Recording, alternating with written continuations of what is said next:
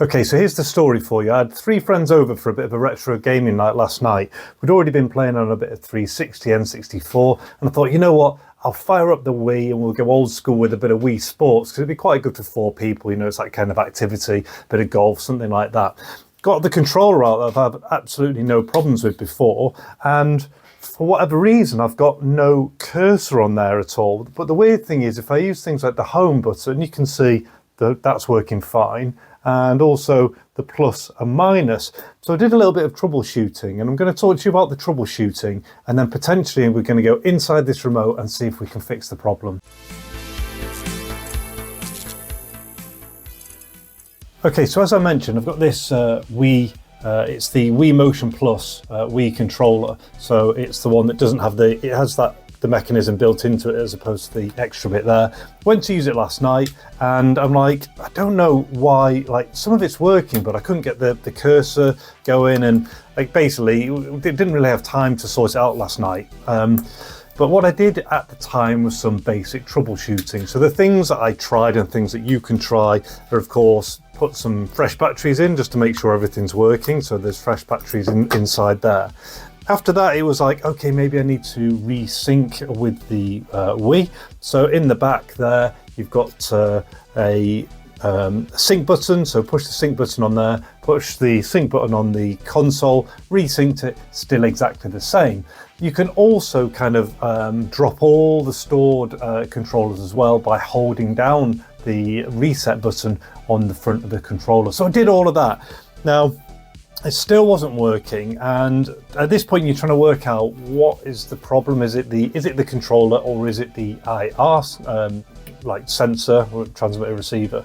So after that, for some troubleshooting, it was the basics of finding the back of the sensor bar, unplugging it from the back and plugging it back in. Did that a few times, still exactly the same. And so the last thing that I tried, well actually second to last thing I tried, was you can, if you haven't got another controller, you can check to see if your sensor bar is actually working by looking at it through a camera. So if you grab your phone or whatever and look at it, unlike the naked eye, you can actually see the infrared lights light up. And what I'll do is I'll take a photo and put it into this video, because I can't kind of do it at the same time. And I did that, and I was like, okay, I can see the lights working. So that kind of whittled it all the way down to, for me, that this controller is at fault. Some of the buttons are working, but the IR part isn't. Now, of course, what you can also do, which I had a bit more time today, is grab another control. So here's exactly the same, and then have a look over there now. So if I move out the way, if I do this, see, look, so my cursor is appearing absolutely fine. So yeah, the IR bar is fine, so it has to be that controller. So now we've done the troubleshooting and I've done all of those basic kind of fix-its. I figure we're going to need to go inside and just see if there's anything obvious, maybe a cable up here that might have come loose, and see if we can fix it. So let's take this apart and see what we can find. And what are we looking for? So yeah, it's those tri-wing screws, and they can be quite deep in some places. So I need to find my tri-wings, of which I have a little set of screwdriver bits here. So I know that I have a couple of tri-wings. I think this one works. And there we go, that's all 4 of them out. So I think that's the lot, and I don't think that, yeah, so there's just, in fact, you know, on these Wiis, they have clips up at the top, and it's always really hard to take the control apart without cracking any of the clips up there. I will try like a little spudger.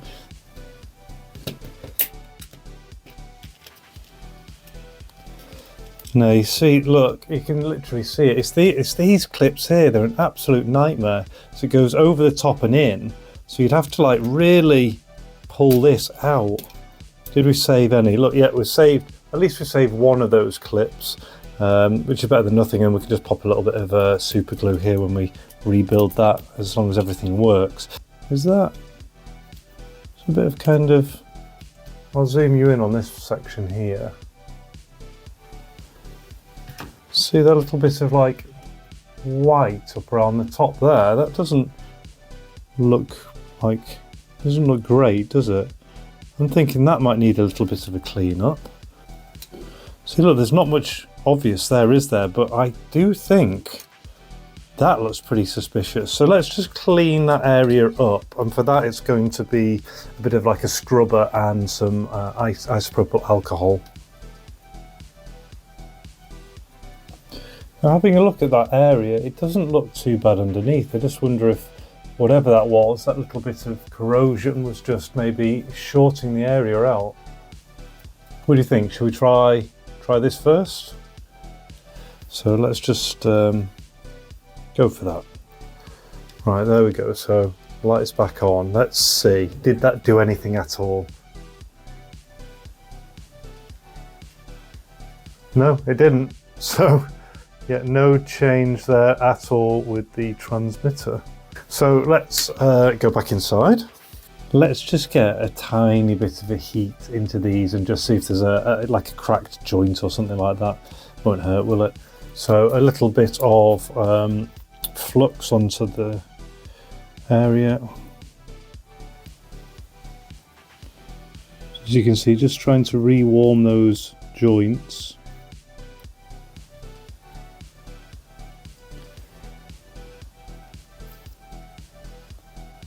Time to go back together again for the second time. Ooh, let's see.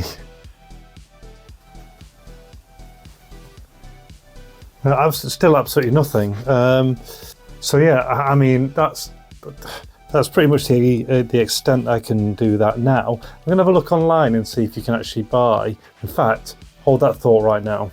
Okay, newsflash, I can't believe it. So in my spares box, I actually had this one here. And as you can see it says traces gone, because this one was absolutely like mangled inside. So we can actually take this one apart and let's see if I can take this one, this IR sensor off here and put it into there. Like, I have no idea if it's gonna work or not, but who knew? Anyway, I'll not bore you with taking this apart because it's going to be exactly the same as the other one, and then we'll rejoin when I'm going to do the transplant.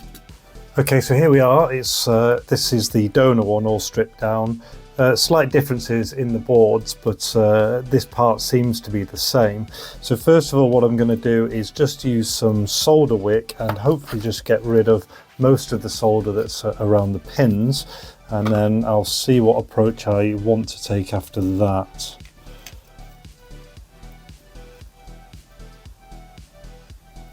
Okay, there's something I've wanted to try for a while, which is better use out of my hot air station. So I've kind of cleaned up some of these holes, but they're not great, to be honest.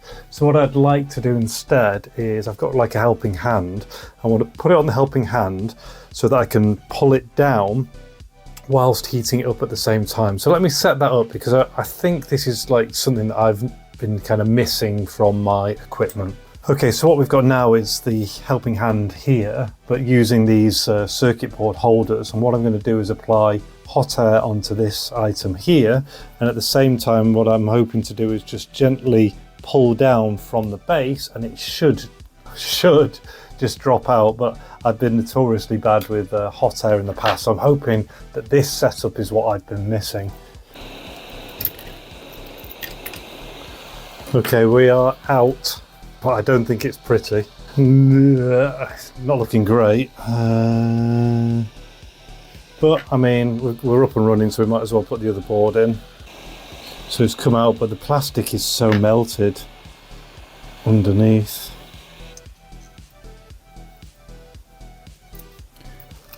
Right, let's give that a clean up. Now, at this point, I'm genuinely not holding out much chance, but you'll be surprised when you work on these kind of things. Electricals can be quite robust. Okay, that's the new sensor on, but it's looking a bit melted.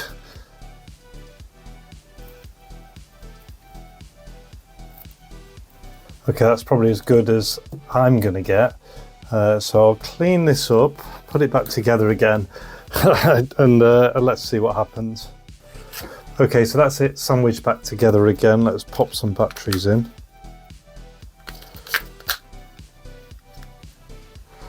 Yeah, Oh, I was going to say, I think that power button's kaput, but the lights have come on.